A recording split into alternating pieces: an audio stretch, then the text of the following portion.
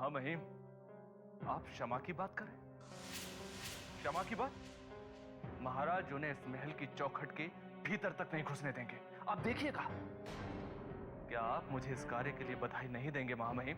नए अतिथि के विषय में आपको किसने बताया? महाराज ने हमें स्वयं बताया है भुवन सिंह जी। उन्होंने हमें आदेश दिया है कि उस नए विशेष अतिथि के स्वागत के लिए हम आपकी भरपूर सहायता करें। अब तो बता दीजिए कि हमारे इस सुने महल में वो नया अतिथि कौन आ रहा है?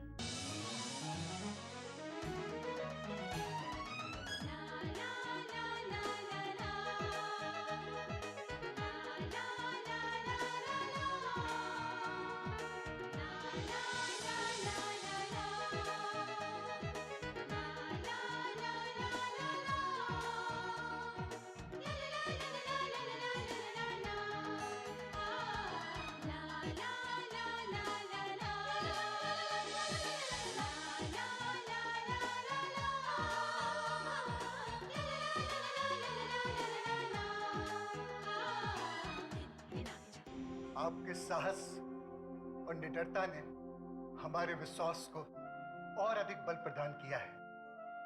हमने आपके ऊपर भरोसा जताया था कि इस उजड़े हुए रूपनगर की बागडोर आप अपने हाथ में संभाल लेंगे।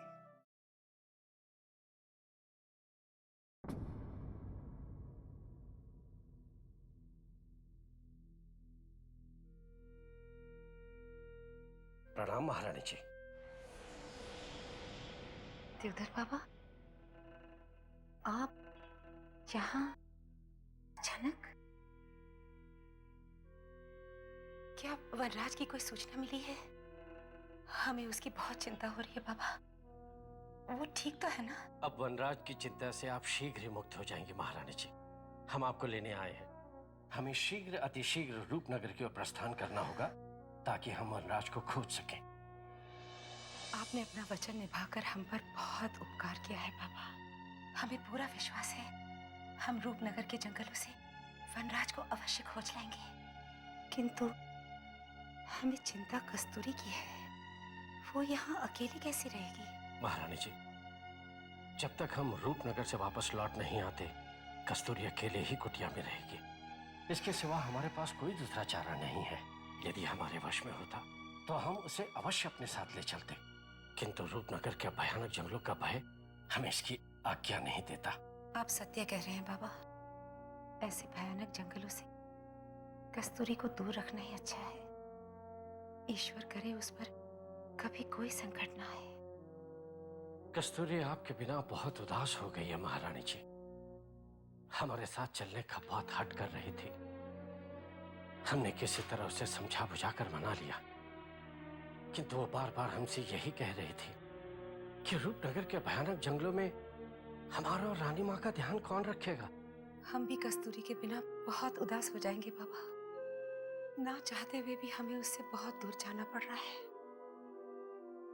पता नहीं हमने पिछले जन्म में ऐसा कौन सा पुण्य किया था जो इस जन्म में आप और कस्तूरी हमें मिल गए। आपके निस्वार्थ त्याग को देखकर हम आपको कोटि कोटि प्रणाम करते हैं बाबा। हमारे लिए तो आप साक्षात ईश्वर का ही रूप है। महारानी जी, ये तो आपकी आस्था है, अन्यथा हमने तो केवल अपना धर्म ही निभाया है। सत्य के मार्ग पर चलने वाले व्यक्ति का साथ देना ही ईश्वर की भक्ति है, और वही हम कर रहे हैं और सदा सदा करते रहेंगे। महारानी जी, अब हमें संध्या होने से पहले रूपनगर की यात्रा आरंभ करनी चाहिए। शीघ्र चलें। जी बाबा, चलिए बाबा।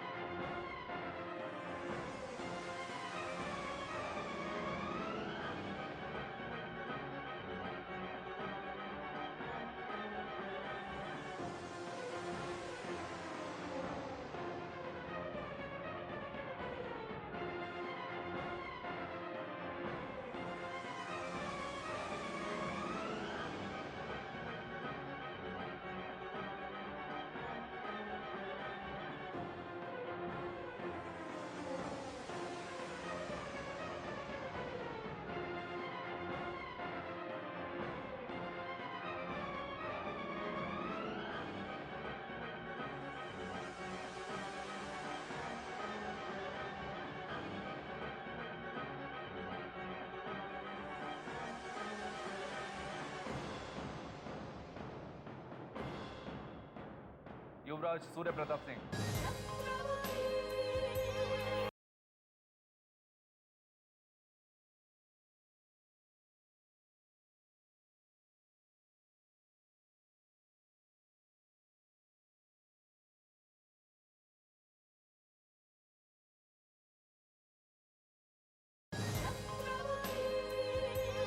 युवराज सूर्य प्रताप सिंह, देखिए आपसे मिलने के लिए कौन आया है। प्रणाम सूर्य प्रताप सिंह। हम रूपनगर के महामहिम राजवीर सिंह हैं। आपको महल में कोई कष्ट तो नहीं, ये जानने के लिए हम आपके पास आए हैं। युवराज, आप हमारे राज अतिथि हैं और रूपनगर की यह परंपरा है कि वो अपने अतिथि को ईश्वर के समान समझते हैं। अब हमें बताइए, हम आपकी क्या सेवा कर सकते हैं। हम ये अच्छी तरह से जानते हैं कि आप अपनी अतिथि की सेवा कैसे करते हैं। ये तो अच्छा हुआ कि राजकुमारी चंद्रमुखी ने रूपनगर की बागडोर अपने हाथों में ले ली है। यदि उन्होंने थोड़ी सी भी देर की होती तो आप अपने अतिथियों की ऐसी सेवा करते कि अभी तक उनमें से कोई भी बचकर अपने राज्य वापस नहीं लौट पाता है। ये आप क्या कह रही हो राज?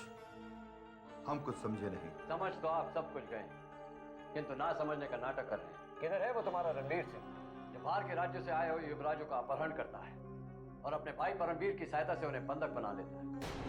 यदि अब वो हमारे सामने आ गया तो हम उसका वध कर देंगे। ये हमारे युवराज किस रणवीर सिंह की बात कर रहे हैं? हम कुछ समझे नहीं। क्या तुम किसी रणवीर सिंह नाम के जीव को जानते हो? हाँ महिम, कदाचित युवराज उस तुच्छ रणवीर सिंह की बात कर रहे हैं जो छोटे से पद पर कार्य करता था। अब आप तो उच्च पद के अधिकारी हैं, आपकी उस पर दृष्टि पड़ी ही नहीं होगी, क्योंकि आप तो सदा महाराज के कामों में व्यस्त रहते हैं। आप दोनों हमें मूर्ख बनाने का प्रयत्न कर रहे हैं, किंतु हम अच्छी तरह से जानते हैं कि आप दोनों रणवीर सिंह के ही साथी हो। ये आप क्या कह रहे हैं युवराज? ये आप क्या कह रहे हैं? रूपनगर में आज तक हमारी छवि पर कोई धब्बा नहीं लगा है। हमारा तो कार्य ही यही है कि हम आने वाले अतिथि का स्वागत करें, उनको कोई कष्ट ना होने दें। अब आप ही बताइए, हम बुरे आदमी का साथ कैसे दे सकते हैं? क्यों महामहिम? हाँ नागराज, हमारे किसी शत्रु ने युवराज को हमारे विरुद्ध भड़का दिया है। महल में आने के पश्चात किसी ने इनके कान भर दिए हैं। आप सत्य कह रहे हैं महामहिम, एकदम सत्य कह रहे हैं। मुझे भी यही लगता है। हमारा कोई शत्रु यही चाहता है कि हम युवराज की दृष्टि में गिर जाएं। अब आप ही सोचिए युवराज, यदि महामहिम इतने गिरे हुए होते तो क्या वो स्वयं आपके स्वागत के लिए चलकर आते? वो अपने कामों में इतने व्यस्त रहते हैं, इतने उच्च पद के अधिकारी हैं, वो स्वयं आपकी सेवा के लिए आए हैं। ये क्या कम है? क्यों महामहिम? तुम ठीक ही कह रहे हो, किंतु हम युवराज को कैसे विश्वास दिलाएं? हमें विश्वास दिलाने की कोई आवश्यकता नहीं है, क्योंकि हम जानते हैं कि आप दोनों रणवीर सिंह के ही साथी हो। कारागार में बंधक रहते हमने आप दोनों की जन्म कुंडली निकाल ली है। अच्छा, अब मेरी समझ में आया महामहिम कि युवराज को हमारे बारे में भ्रम क्यों हो गया था। उस दुष्ट रणवीर सिंह ने आपका नाम उसके साथ जोड़कर रखा है। वो जब भी कोई अपराध करता है तो उसके साथ साथ आपका भी नाम सामने आ जाता है। अब आप ही बताइए युवराज, सत्य क्या है? अब आपकी समझ में आ गया ना? सत्य केवल इतना है कि हमें किसी भी प्रकार रणवीर सिंह चाहिए, जिसने हमें और हमारे भाई कुंवर विजेंद्र प्रताप को छल कपट करके बंदी बनाया था। आप चिंता मत कीजिए युवराज, हम उस अपराधी रणवीर सिंह की खोज में हमारे गुप्तचर अभी भेजते हैं, क्योंकि अब रणवीर सिंह हमारा भी शत्रु हो गया है। उसने हमारी साफ सुथरी छवि पर एक काला धब्बा लगाने का प्रयत्न किया है और हमारे अतिथि युवराज के सामने हमें नीचे गिराने का षड्यंत्र भी किया है। हम उसे इसका अवश्य दंड देंगे। चलो नागराज, अब हम चलते हैं युवराज। अब हमारे रहते आपको कोई कष्ट नहीं होगा। चलिए महामहिम।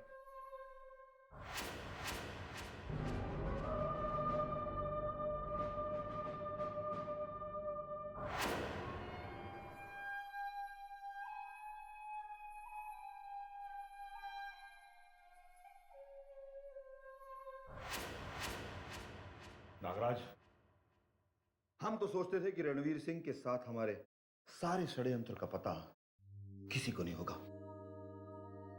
किंतु युवराज को सब पता चल गया। पता नहीं किसने उसे बताया होगा।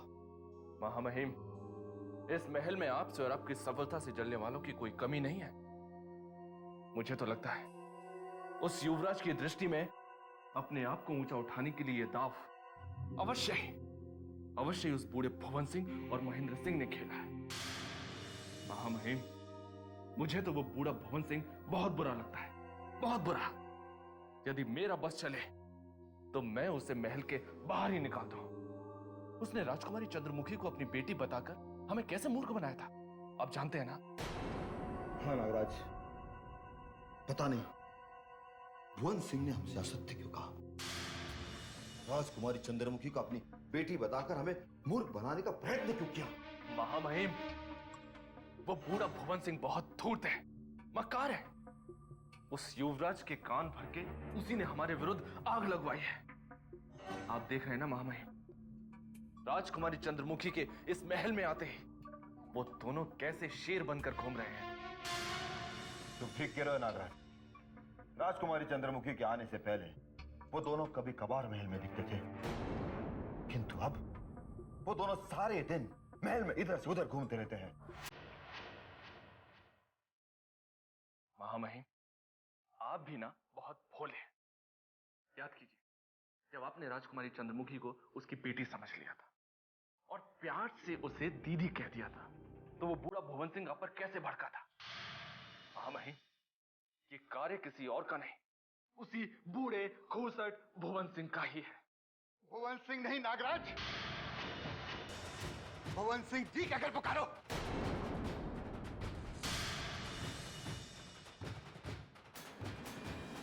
अरे अरे भुवन सिंह जी, आप आइए ना, आइए। हम आप ही की प्रशंसा कर रहे थे। बड़ी लंबी उम्र है आपकी, हमने आपको याद किया और आप स्वयं आ गए। भुवन सिंह जी, आप खड़े क्यों हैं? आदर पूर्वक विराजिए। आपकी प्रशंसा करते करते तो मेरा मुख दुखने लगा है। परंतु आप क्रोधित क्यों दिखाई दे रहे हैं? अब अधिक नाटक मत करो नागराज। तुम पीछे से हमारी क्या प्रशंसा कर रहे थे, हमने सब सुन लिया है। हम राजपूत हैं नागराज, और एक राजपूत अपने सम्मान की रक्षा के लिए सर कटवा भी सकता है और काट भी सकता है। लगता है कि तुमने ये भी नहीं सीखा कि बड़े बुजुर्गों के नाम के आगे सदा जी लगाया जाता है। भुवन सिंह जी, आप सत्य कह रहे हैं, एकदम सत्य कह रहे हैं। बड़ों से बात करते समय जी लगाकर ही बात करनी चाहिए। फिर तुम ये क्यों भूल गए कि हमें क्या कहकर पुकारना चाहिए? हम तुम्हारे पिता समान हैं। महाराज भी हमें सम्मान पूर्वक बुलाते हैं और राजकुमारी भी हमसे पुत्री कहलवाना पसंद करती है। आज नागराज, तुमने सारी सीमाओं को पार कर दिया है। नागराज, अब तुम्हें चुल्लू भर पानी में डूब मरना चाहिए। हम उस युवराज अतिथि के सुविधा के बारे में सोच रहे थे, न जाने इस बीच तुमने क्या कह दिया। अब खड़े खड़े मूर्खों के बातें देख क्या रहे हो? श्री भुवन जी के चरणों में गिरो और अपने किए की क्षमा मांगो। चलो। अभी मांगता हूँ। भुवन सिंह जी, मुझे क्षमा कर दीजिए। भुवन सिंह जी, मैं अज्ञानी हूँ, मैं बहुत पापी हूँ। आप तो मेरे पिता समान हैं। क्या आप अपने पुत्र की एक छोटी सी भूल को क्षमा नहीं करेंगे? भुवन सिंह जी, मुझे क्षमा कर दीजिए। यदि आपने मुझे क्षमा नहीं किया ना, तो मैं आपके चरणों में अपने शीश पटक कर जान दे दूंगा। भुवन सिंह जी, हे ईश्वर, मैंने अपने पिता तुल्य भुवन सिंह जी को क्यों क्रोधित कर दिया, क्यों क्रोधित कर दिया? बस बस, ये नाटक बंद करो नागराज। अगर आज के पश्चात तुमने अपने आप को नहीं सुधारा और अपने षड्यंत्र बंद नहीं किए, तो तुम्हें देश निकाला भी मिल सकता है। ये मेरी अंतिम चेतावनी है।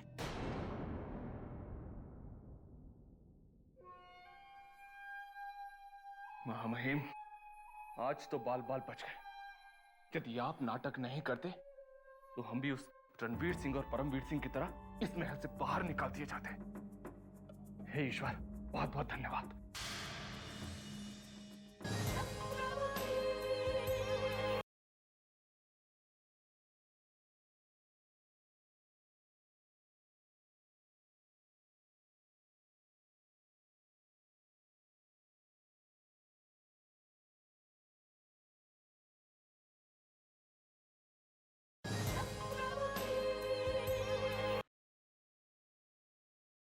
यदि भाई जी को छल कपट द्वारा घायल नहीं किया गया होता तो आज हमारी यह दशा नहीं होती। हमें तो ऐसा लग रहा है कि जैसे हमें देश निकाला दे दिया गया हो। आज हमारे पास ना तो कोई सैनिक है, ना कोई अपना। हम तो बिल्कुल ही अकेले पड़ गए। आप मन छोटा मत करिए कुंवर। आपका साथ कोई दे या ना दे, इस भारी संकट में ज्वाला आपके साथ है। एक तुम ही तो हो जो हमारा साथ दे रही। राजवीर और नागराज, इन दोनों को भाईजी ने कितना सम्मान दिया। किंतु वह दोनों कितने स्वार्थी निकले। यदि वो दोनों युद्ध छोड़कर नहीं भागते तो आज दुर्गेश्वरी हमारे चंगुल में होती। किंतु इसमें उन दोनों का कोई दोष नहीं है कुंवर। उन्हें तो सेना प्रमुख के कारण रणभूमि को छोड़ना पड़ा था। नागराज और राजवीर सिंह आज भी हमारे विश्वास पात्र हैं। उन्हें विवशता में महाराज के पास राजमहल वापस लौटना पड़ा। तुम ये सब कैसे जानती हो? तुम्हें इन सारे रहस्यों का पता कैसे चला? हमें सूचना मिली है कि महाराज ने महेंद्र सिंह और भुवन सिंह को महल में बुलाकर बहुत सारे प्रश्न पूछे थे। इसीलिए हमें इन सब बातों का अच्छी तरह से पता है। इसका तात्पर्य यह हुआ कि राजवीर सिंह और नागराज अब भी हमारे साथ है, किंतु इस समय वो विवश है, इसीलिए हमारा साथ नहीं दे पा रहे हैं। अब तुमने सही पहचाना है कुंवर। एक बार राजवीर सिंह और नागराज की परीक्षा लेने के लिए हमने उन्हें रणवीर सिंह और तुम्हारे विरुद्ध भड़काया था, किंतु उसके बावजूद राजवीर सिंह हमसे दूर ही रहे। अब इसका मतलब तुम अच्छी तरह समझ सकते हो कुंवर। हम समझ गए ज्वाला कि राजवीर सिंह और नागराज ने तुमसे हाथ ना मिलाकर भाई जी के प्रति अपनी स्वामी भक्ति का परिचय दिया है। यदि वो चाहते तो तुमसे मिलकर बहुत लाभ उठा सकते थे, किंतु इसका लाभ उन्होंने कभी नहीं उठाया कुंवर। इसलिए राजवीर सिंह और नागराज के प्रति अपने मन में भरे इस विष को निकालकर फेंक दो कुंवर। देखना, आज नहीं तो कल वे तुम्हारे काम अवश्य ही आएंगे। ये ज्वाला का अटल विश्वास है। अच्छा हुआ ज्वाला कि तुमने हमारी आंखें खोल दी, अन्यथा हम तो राजवीर सिंह और नागराज को अपना शत्रु ही समझ बैठे थे।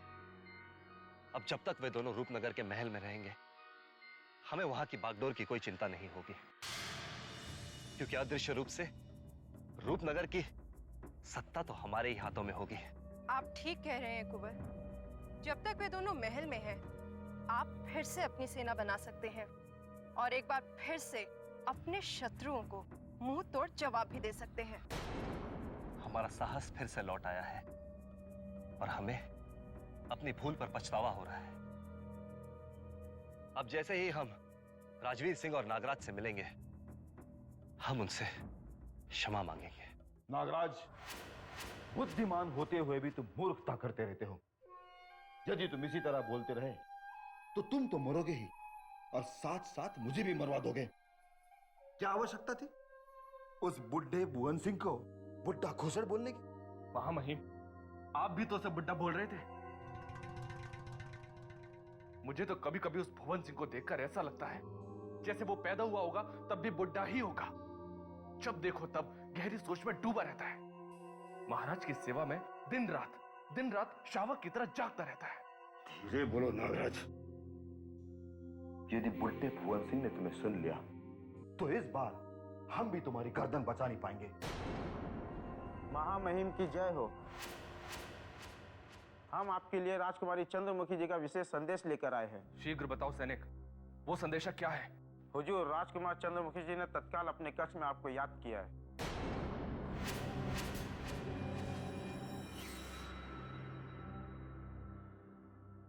तुम्हारा नाम बुद्धिराम किसने रख दिया? तुम जब भी कोई संदेशा लेकर आते हो अधूरा ही लेकर आते हो। पहले ये तो बताओ कि हम दोनों में से किसको याद किया है? राजकुमारी जी ने आप दोनों को ही बुलाया है। ठीक है, राजकुमारी जी से कह दो कि हम दोनों उनकी सेवा में जल्दी उपस्थित होने वाले हैं। अब तुम जा सकते हो। जो आज्ञा हुजूर।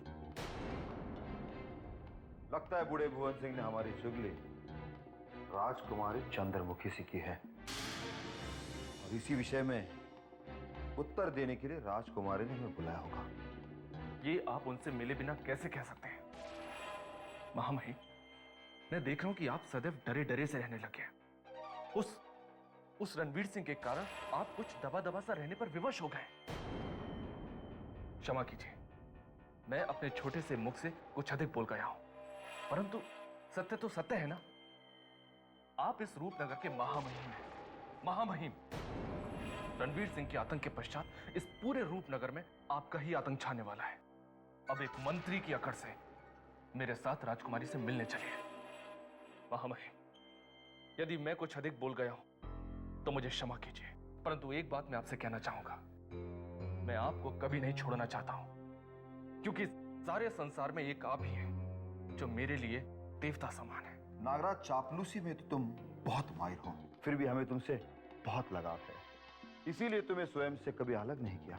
अब शीघ्र सोचो कि राजकुमारी चंद्रमुखी ने हमें क्यों बुलाया होगा। ये तो राजकुमारी ही जाने महामहिम, परंतु हमें जाने से पहले ये अवश्य सोच लेना चाहिए कि हमें उनके प्रश्नों का उत्तर क्या देना है। तुम फिर मूर्खता कर रहे हो। पहले हमें उनके प्रश्नों का पता चलने दो, उसके पश्चात ही हम उसका उत्तर दे सकते हैं। अब तुम अधिक चतुराई छोड़ो और शीघ्र हमारे साथ चलो। राजकुमारी हमारी प्रतीक्षा कर रही है, चलो।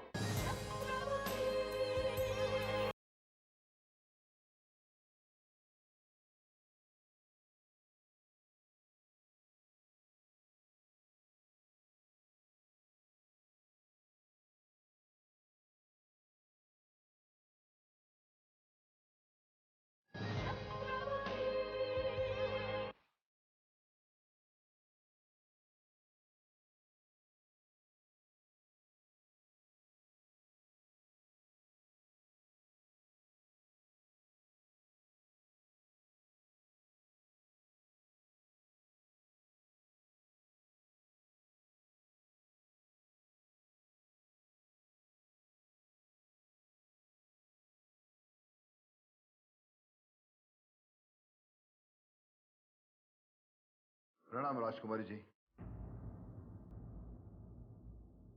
क्या हम जान सकते हैं कि आप दोनों में से रूपनगर के महामहिम राजवीर सिंह कौन है? राजकुमारी जी, ये है रूपनगर के महामहिम राजवीर सिंह और मैं हूं इनका उच्च सलाहकार नागराज। वो तो आपका मुख देखने के पश्चात ही हम जान गए थे कि आपका नाम ही नागराज हो सकता है। अच्छा राजकुमारी जी, क्या रूपनगर के महल में मेरा नाम इतना विख्यात हो गया है कि आप मुझे देखते ही पहचान गई राजकुमारी चंद्रमुखी जी? रूपनगर में आपका नाम बहुत ही कुख्यात हो गया है नागराज जी।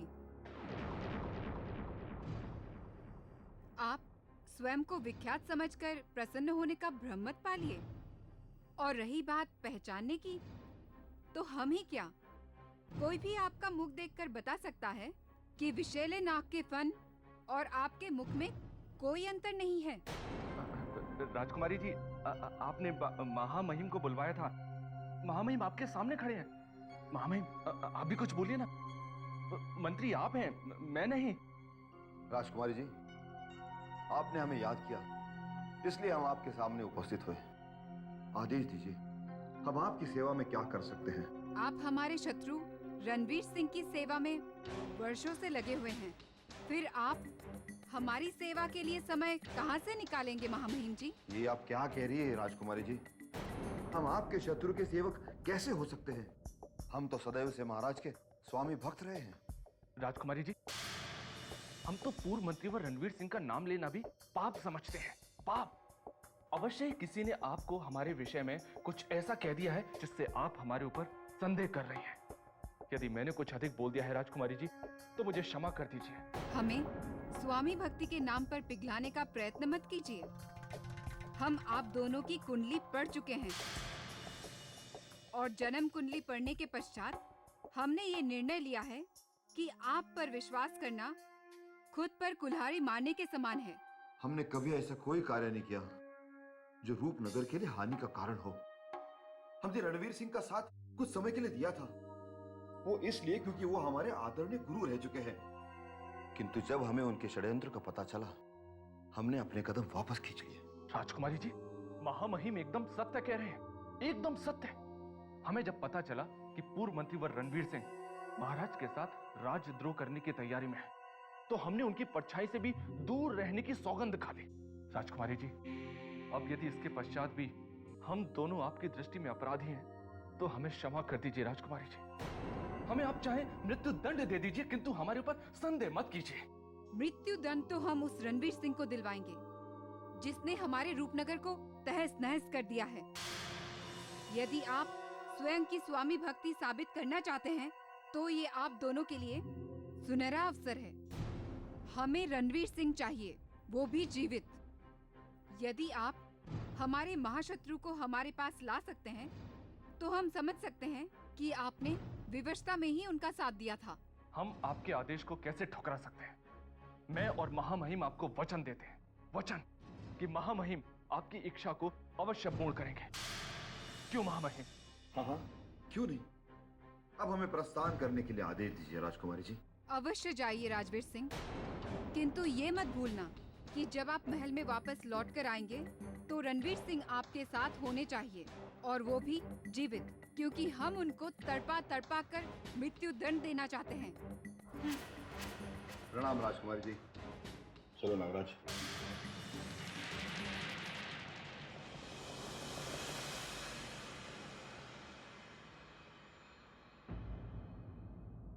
पूर्व मंत्री और रणवीर सिंह को पकड़कर लाने का जो हमें आदेश मिला है, क्या यह कार्य तुम्हें संभव लग रहा है नागराज? आपके लिए असंभव रहा ही क्या है महामहिम? कुछ भी असंभव नहीं है। इस समय हमारी पांचों उंगलियां घी में हैं। सत्य है, जब ऊपर वाला देता है तो छप्पर फाड़ कर ही देता है। हम चिंता में डूबे जा रहे हैं। यदि राजकुमारी चंद्रमुखी को हमारे षड्यंत्र के बारे में पता चला तो क्या होगा? और तुम प्रसन्न हो रहे हो, तुम कहना क्या चाहते हो नागराज? महामहिम, हम तो बस ये कहना चाहते हैं कि राजकुमारी चंद्रमुखी भी अब मंत्रीवर के विरुद्ध हो गई है, इसलिए हमें बिना मांगे ही सब कुछ मिल गया है। महामहिम, बस ये समझ लीजिए कि हम आधी लड़ाई तो जीत चुके हैं। मंत्रीवर के पास अब कुछ ही दिन बचे हैं। एक बार वो हमारे हाथ में आ जाए। तुम बहुत बड़े मूर्ख हो नागराज। तुम अभी भी राजकुमारी चंद्रमुखी की चाल को समझ नहीं पाए हो। चाल? चंद्रमुखी कौन सी चाल चल सकती है महामहिम? राजकुमारी चंद्रमुखी को यह सूचना मिल चुकी है कि हम रणवीर सिंह के समीप रह चुके हैं, इसलिए हमारी परीक्षा लेने के लिए रणवीर सिंह को जीवित पकड़कर लाने का आदेश दिया है। वो देखना चाहती है कि ये कार्य हम पूर्ण कर सकते हैं अथवा नहीं। महामहिम, यदि उन्होंने आपकी परीक्षा ले भी ली तो क्या हुआ? आप तो अपनी इस अंतिम परीक्षा में उत्तीर्ण ही होने वाले हैं। घायल रणवीर सिंह को पकड़ना आपके लिए कौन सी बड़ी बात है महामहिम? कौन सी बड़ी बात है? जिस रणवीर सिंह को हमने घायल किया है उसे जीवित पकड़कर लाना कोई बड़ा कार्य नहीं है, किंतु राजकुमारी ने इस कार्य के लिए हमें क्यों चुना है?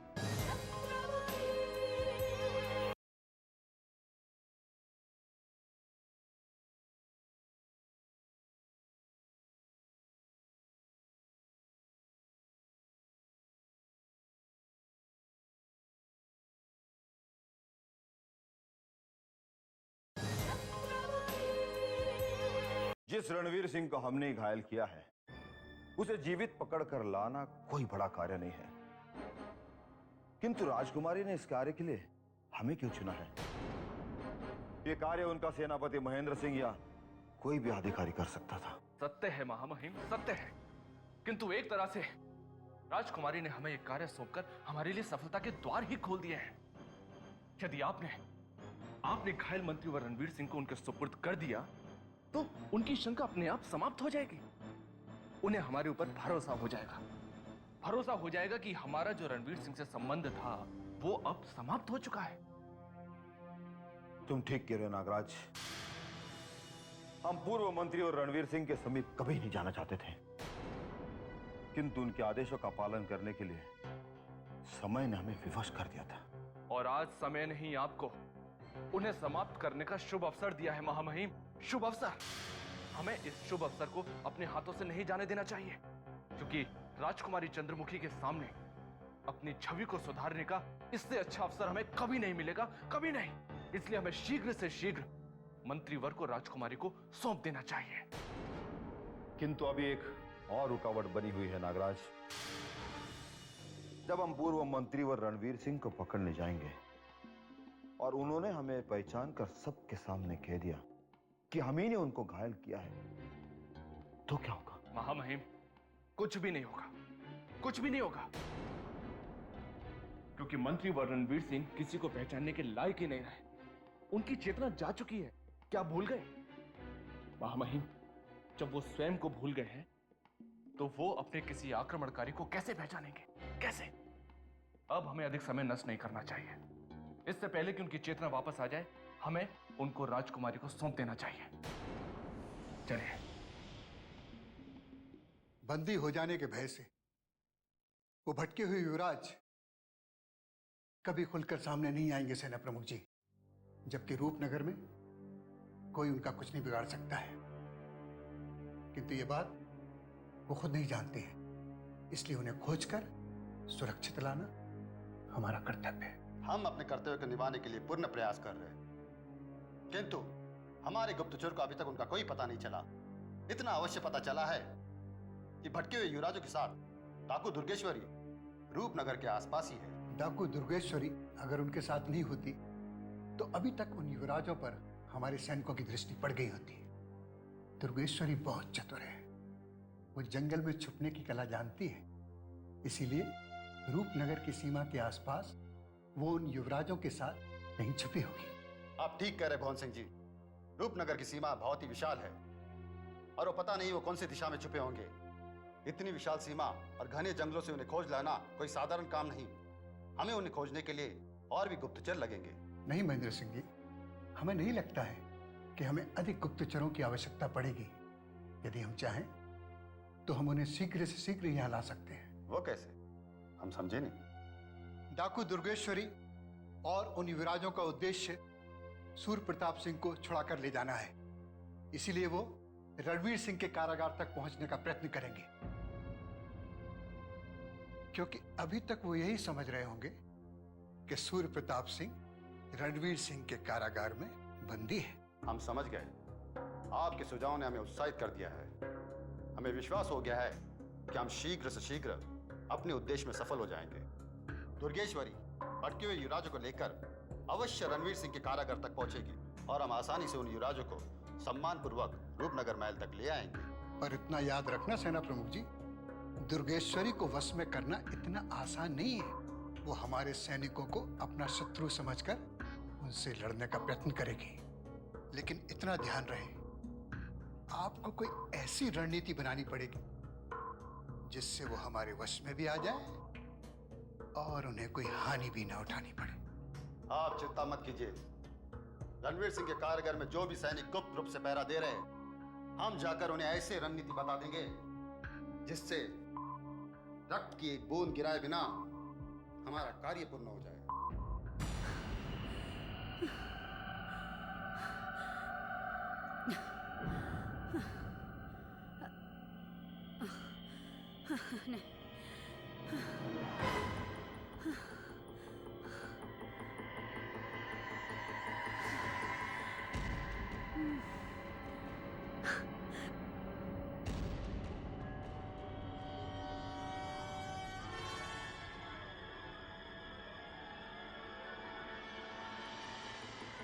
दुर्गेश्वरी, हम रूपनगर पहुंच चुके हैं।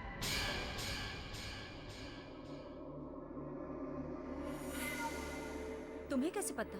क्योंकि रणवीर सिंह के कारागार से भागते वक्त हम इसी नदी से बड़े हैं। सही कह रहे हो कुंवर। अब हम कुंवर सूर्य प्रताप से अधिक दूर नहीं है।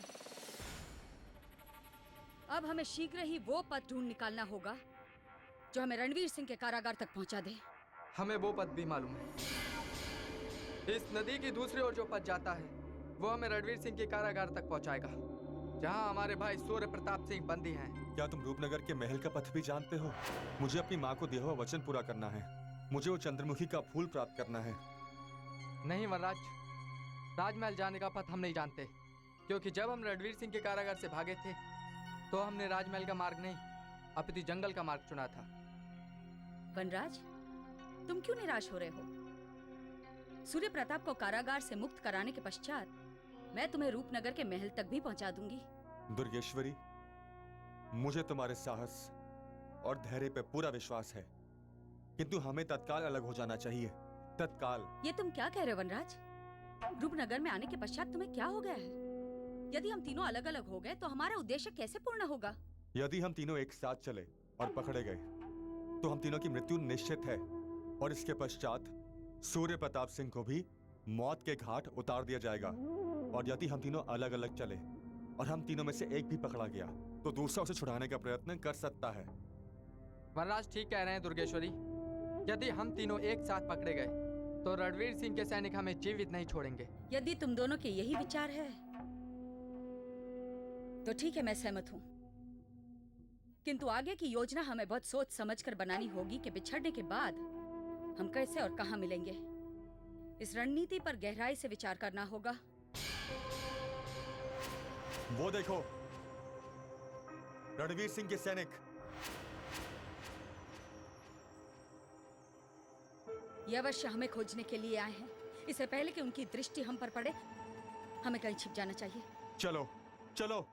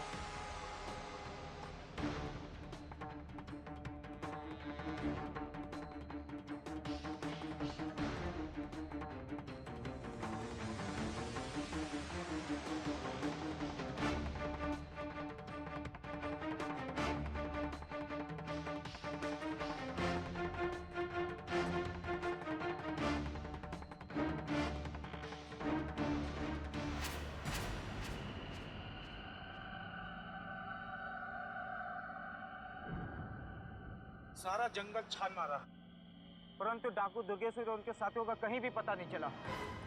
समझ में नहीं आता, उन्हें धरती निकल गई या आकाश खा गया। हमें उनकी छाया भी दिखाई नहीं दी है। अब क्या करें, लौट चले? नहीं, डाकू दुर्गेश्वरी उसके साथियों के बिना महल में नहीं जा सकते। चलो आगे ढूंढते हैं।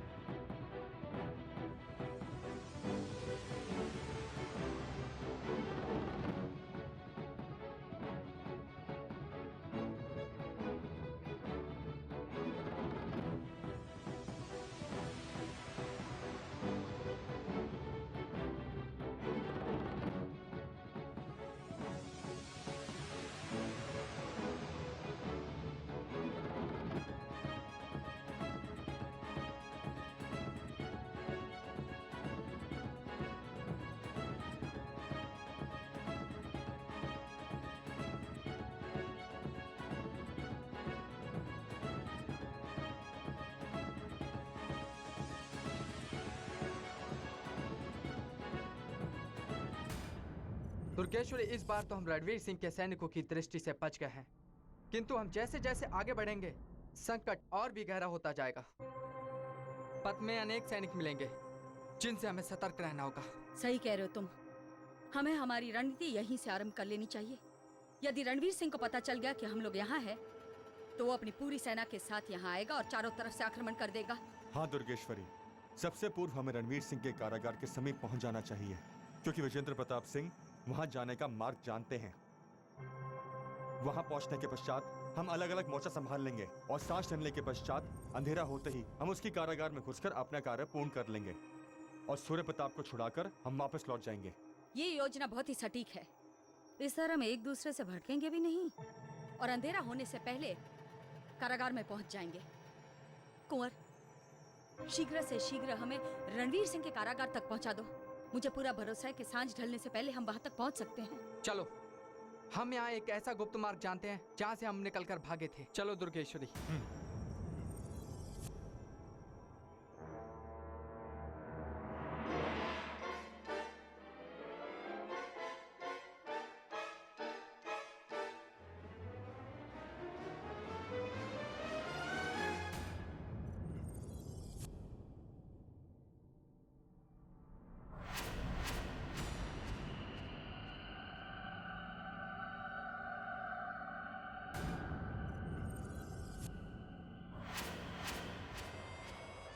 कुंवर, तुम्हारा अनुमान सही निकला।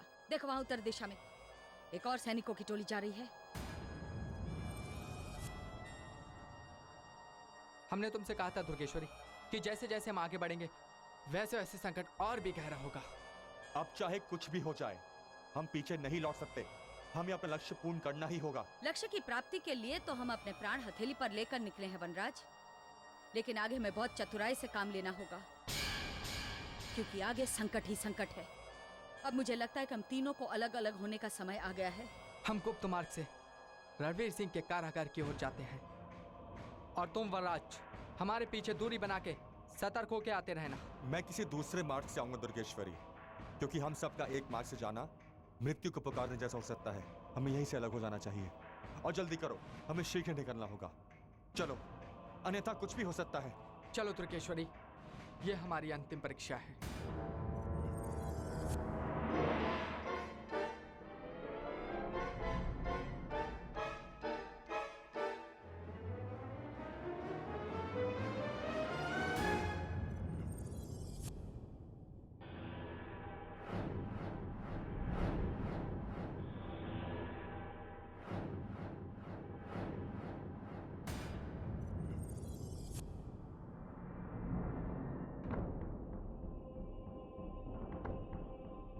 पशुराज, वो भयानक पशु रूपनगर की ओर बढ़ रहा है। महामहिम ने जो आदेश दिया था उसे पूर्ण करने के लिए उसे रूपनगर पहुंचने से रोकना होगा। अवश्य वो पशु सूर्य प्रताप सिंह को कारागार से छुड़ाने रूपनगर जा रहा है। उसे बल से नहीं, उसे छल से वश में करना होगा।